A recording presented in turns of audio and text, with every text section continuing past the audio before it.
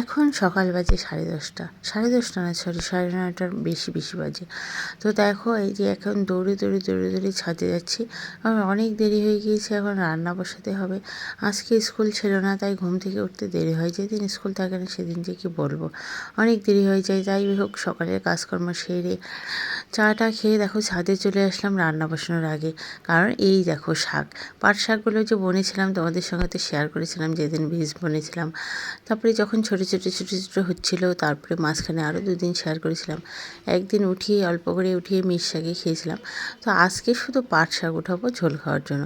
কারণ দেখো এখানে এত ঘন হয়ে গেছিলো, এটা পাট শাকের থেকে লাল শাক বেশি। আর এটাও দেখো কত ঘন হয়ে গিয়েছে। এত ঘন হওয়াতে এগুলো আর বেশি তাড়াতাড়ি বড় হচ্ছে না। আর দেখো এত রৌদ্র যে গাছগুলো লাল হয়ে যাচ্ছে। কী করব বুঝতেই পারছি না, এত জল দেওয়ার পরেও এগুলো হচ্ছে না। আর বেশি ঘন হওয়াতে এরকম হয়েছে। যাই হোক, আজকে উঠিয়ে নেব। মানে কি ভালো লাগে, যতটুকুই হোক, অল্প হোক বা যাই হোক, নিজের হাতের গাছ বীজ বনে গাছ তৈরি করে সেখান থেকে উঠানো। আমরা শহরের বাড়িতে থাকি, আমাদের তো জমি ক্ষেত কিছু নেই। যাই হোক, এটাই আমার কাছে কিন্তু ক্ষেতের থেকে কম নয়। দেখো, আর এই কার্টুনটায় তো দারুণ হয়েছে। আর এখানে দেখো দিয়েছিলাম, এই মাটিটা না একদম জল থাকে না, তাই দেখো একদম শুকনো হয়ে গেছে, গাছগুলো বড় হচ্ছে না। আর এই মাটিটাও সেম, একদম জল থাকে না। দেখো লাল শাকগুলো কেমন লাল হয়ে গেছে। যতই জল দিই এগুলো একদম কিছুক্ষণ পরেই একদম মাটি শুকনো হয়ে যায়। আর এই মাটিটা এত ভালো যে সবসময় একটুখানি জল দিলেই ভেজা থাকে। তার জন্য দেখো এখানে কত সুন্দর শাকগুলো সবুজ আর সতেজ হয়েছে। এই দেখো সবগুলো তুলে নিলাম। আর চোখে পড়লো পত্তলিকা ফুলটা, তো সেটাও একটু তোমাদের সঙ্গে শেয়ার করলাম। কালারটা দেখো জাস্ট ওয়াও। তা এখন আমি এই দেখো আবার শাকগুলো নিয়ে দৌড়ে ঘরে আসলাম। এখন এই যে বাছতে শুরু করেছি, এগুলোতে একদম নরম, আর বাছার বেশি পরিশ্রম নেই। শুধু এইভাবে আগাটা ছেড়ে নেবো, তাহলেই হয়ে যাবে। আমি এক হাতে ক্যামেরা করছি আর এইভাবে ভিডিও করছি, তার জন্য এক হাত দিয়ে বাছছি।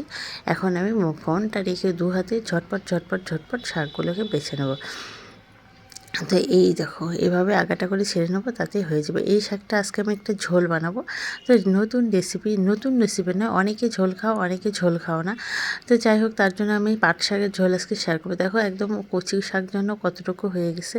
এখন আমি শাকগুলো ভালো করে ধুয়ে দেখো আমি কড়াইয়ে সর্ষের তেল দিয়ে রসুন আর কাঁচা লঙ্কা দিয়েছিলাম, সেই ক্লিপটা নিতে তো ভুলে গিয়েছিলাম। দিয়ে শাকগুলো দিয়ে আমি এখন ভালো করে ভাজা করছি। আর দেখো লবণ দিয়ে দিলাম, লবণ দিয়ে আরও শাকগুলো ভাজা করবো। দেখো কতটুকু হয়ে গেলো, কিন্তু ঝোল খেতে না বেশি শাক লাগে না, একটুখানি শাক হলেই ঝোল হয়ে যায়। তো দেখো এরপরে আমি হলুদ দিয়ে দেবো। শাকে এমনিতে তো হলুদ দেয় না, কিন্তু এই যে যখনই ঝোল রান্না হবে তখন একটু হলুদ না দিলে না ভালো লাগে না। তো এই যে একটু হলুদ দিয়ে দিলাম। এটাকে আবারও 2-4 মিনিট ভালো করে এভাবে ভেজে নেব। তারপরে ভালোভাবে ভাজা হয়ে গেলে এর মধ্যে আমি জল দিয়ে দেবো। একদম ইজি রেসিপি, সবাই জানো। যাই হোক, তারপরে যদি কেউ পাট শাকের ঝোল না খেয়ে থাকো, তার জন্য শেয়ার করলাম। অনেকে অবশ্য খায় না। আমার একটা দিদিভাই শুনে বলে, পাট শাকের ঝোল কই কোনোদিন তো খাইনি, পাট শাক ভাজা খেয়েছি। তাই হোক, তো রেসিপিটা দিয়ে দিলাম। এই দেখো ঝোল দিয়ে দিলাম। এখন দেখো আমি এখানে বাটিতে 1 চামচ কর্নফ্লাওয়ার নিয়ে নিয়েছি। এইটাকে এখন দেখো এই যে একটুখানি কর্নফ্লাওয়ার নিয়েছি, এটাকে আমি একটু জল দিয়ে গুলিয়ে নেবো।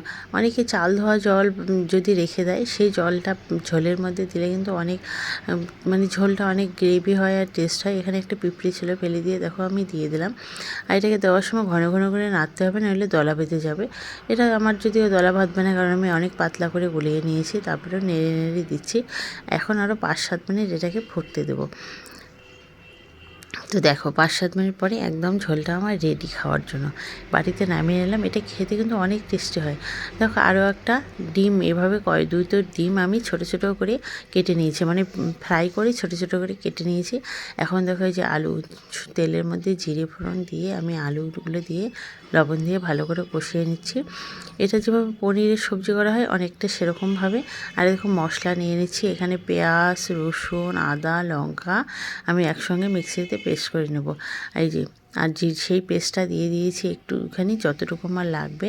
আর জিরে গুঁড়ো, ধনে পাউডার আর হলুদ গুঁড়ো দিয়ে দিলাম। দিয়ে এই মশলাটা এখন ভালো করে কষিয়ে নেব।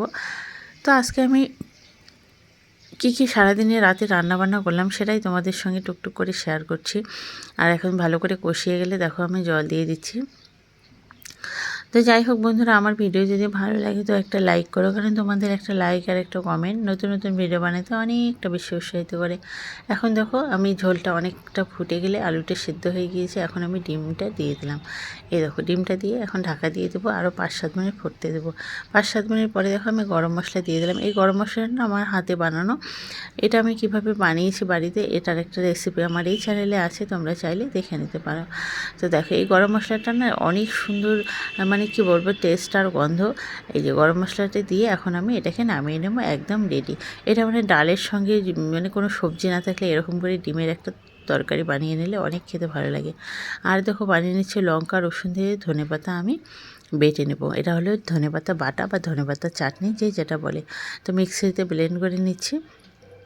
এই দেখো ব্লেন্ড হয়ে গেছে। এর মধ্যে আমি এখন লবণ আর হচ্ছে কাঁচা সর্ষের তেল দিয়ে দেবো। আর মাছ নিয়ে এসছে, মাছ আর এখন রান্না করলাম না, কারণ এখন দুপুর প্রায় 12টা বাজে। মাছ 3টে ভেজে আমরা 3জনে খেয়ে নিলাম। আর দেখো আর ডাল করেছিলাম, ভাজা আরও করেছিলাম, আর সব কিছু রেসিপি শেয়ার করলাম না।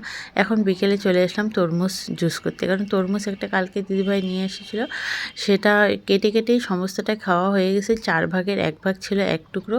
তো সেটা আমি ব্লেন্ড করছি, কারণ আমার তরমুজের জুস খেতে অনেক বেশি ভালো লাগে।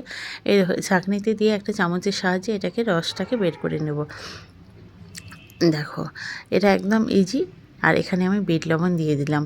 তো দেখো এই যে বিট লবণটা মিলিয়ে নিচ্ছি, মানে তরমুজের জুস এত ভালো লাগে, কিন্তু বিট লবণ দিতে হবে। বিট লবণ দিলে না জুসটার টেস্ট অনেক বেশি হয়ে যায়, অনেক মিষ্টি মিষ্টি লাগে।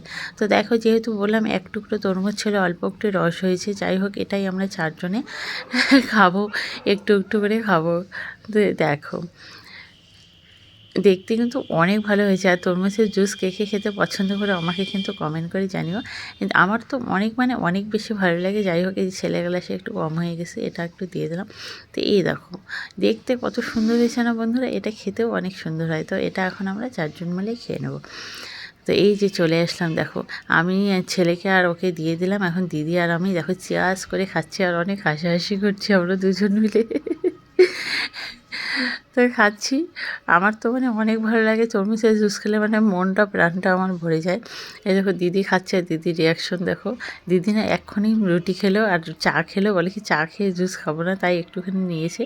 বলে কি আগে দিদিকে কিছুক্ষণ আগে আমি এমনি কেটে দিয়েছিলাম, বলে আমাকে কেটে দিলে কেন, জুসটাই তো ভালো লাগে।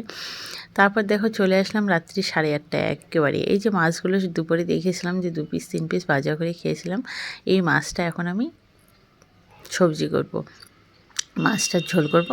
দেখো এই মাছটার ঝোল করব, এখানে আলু বেগুন সজনে ডাঁটা আর টমেটো কেটে নিয়েছি। আর এই যে ধনেপাতা বাটা করেছিলাম তার ডাঁটাগুলো ছিল, সেই ডাঁটাগুলোও দিয়ে দেবো। আর পেঁয়াজ কুচি লঙ্কা কুচি এগুলো দিয়ে মাছটা আজকে ঝোল বানাবো প্লেন। আর দেখলাম একটা ডালের বড়ির প্যাকেট আছে ছোট্ট, তো সেটাও দিয়ে দেবো। তো এগুলো দিয়ে আজকে মাছ ঝোল হবে। তো ডালের বড়িটাকে ভেজে নিচ্ছি। দেখো আমি ডুবো তেলে ভেজে নিচ্ছি। ডালের বড়ি বেগুন এগুলো না ডুবো তেলে ভেজে নিলে না তেলটাকে মানে কম লাগে, আমার যেটা মনে হয়। আর যদি অল্প অল্প তেল দিয়ে ভাজি তো অনেক তেল লাগে। আর এই তেলটা আমি ডালের বড়ি ভাজলাম, বেগুন ভাজবো আর মাছ ভাজবো একসাথে, তার জন্য আমি বেশি করে একবারেই তেল দিয়ে দিয়েছি। তো দেখো মাছগুলো আমার ভাজা হয়ে গেলো, এখন এই যে তেলের মধ্যে পেঁয়াজ লঙ্কা দিয়ে ভাজা ভাজা করে নেব। তারপরে আমি আস্তে আস্তে সব সবজি দিয়ে ভেজে নিয়েছিলাম। প্রথমে আলু টমেটো সজনে ডাঁটাগুলো দিয়ে বেশ কিছুটা ভেজে নিয়েছিলাম। তারপরে দেখো আমি বেগুনটা এক্ষুনি দিলাম, আর হচ্ছে টমেটো দিলাম। তো এইটা আর সেরকমভাবে শেয়ার করতে পারলাম না, একটা কল এসেছিলো আমার, তাই ফোনটা বিজি ছিল। আর দেখো এখন আমি এই যে একটু মশলার মধ্যে আমি এখানে হলুদ দিয়েছি, লবণ দিয়েছি, আর দিয়েছি একটুখানি জিরের গুঁড়ো। ব্যাস এই তো হয়ে গেল। এটাকে এখন আমি জল দিয়ে দেবো, এটা একদম পাতলা পাতলা ঝোল হবে। দেখো এটা খেতে কিন্তু অনেক টেস্টি হয়। তো ধনেপাতাটা আমি দিয়ে দিচ্ছি, এটা যেহেতু পাতা নয় ধনেপাতার ডাঁটা, গাছগুলো অনেক বড় বড় ছিল, তা আগেই দিয়ে দিচ্ছি, তাহলে একটু সেদ্ধ হবে, ভালো লাগবে। এখন আমি মাছগুলো দিয়ে দেবো, দিয়ে আরও 2-3 মিনিট জাল দেবো। একদম নামানোর আগে ডালের বড়িগুলো দিয়ে দিচ্ছি। তো এই হলো ঝোল। এরকম পাতলা পাতলা ঝোল খেতে কিন্তু অনেক ভালো লাগে। তোমরা কে কে খেতে পছন্দ করো আমাকে কিন্তু কমেন্ট করে জানিও, না খেলে একবার ট্রাই করো। তো আবার এখন দেখো রাত্রি 9:30 বাজে, একটু আবারও বেরিয়ে পড়লাম কেনাকাটা করতে। তো এই বেড কভার নেওয়ার জন্য চলে আসলাম। এগুলো কিং সাইজ বেড কভার অফারে দিচ্ছে। তো দেখো আবার এর সাথে একটা শাড়ি দিলাম। এই যে বেড কাভারটা দেখালাম ইয়েলো কালার, সেটা আমার দিদি নিল, মানে ননাস নিল। আর দিদি বলছে এই শাড়িটা নিয়ে নাও, অনেক ভালো। তো তাই হোক, এই যে এখন বাজে রাত্রি 10টারও বেশি, 10:30, কেনাকাটা করে বাড়ি চলে আসলাম। তো আমি যেটা বেড কাভার নিয়েছি সেটা দেখো বিছানায় পেতে দিলাম। এই দেখো এই বেড কাভারগুলো এত বড় যে 2 ছাটে মেঝেতে একদম চলে আসে। তো এখন মানে কি বিছানাটায় শুয়ে একদম মানে এক্ষুনি ঘুম চলে আসবে। তো ভালো থাকবেন সবাই, টাটা। ভালো লাগলে ভিডিওটা লাইক কমেন্ট করো।